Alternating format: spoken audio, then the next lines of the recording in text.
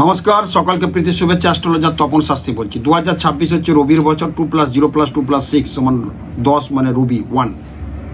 তো প্রত্যেকের উদ্দেশ্য বলে আমরা সাধারণত ওয়ালপেপারে 2026 ওয়ালপেপারে কী ছবি রাখবেন সেই নিয়ে একটু কথা বলবো। আমরা নিজেদের ছবি রাখলে কিন্তু নিজেদের পরমায়িক হয়ে যায়। বারবার বলি, নিজেদের ছবি ওয়ালপেপারে রাখবেন না, মৃত বাবা মার ছবি রাখবেন না। আপনারা ঠাকুর দেবতার ছবি রাখুন। দেখবেন অনেক, যখনই মোবাইলটা খুলবেন ঠাকুর দেবতা। 2026-এ মেষ রাশির হনুমানজির ছবি রাখবেন ওয়ালপেপারে। বৃষ রাশির রাখবেন মা লক্ষ্মীর ছবি রাখবেন, এবং মিথুন রাশির গণেশজির ছবি রাখবেন।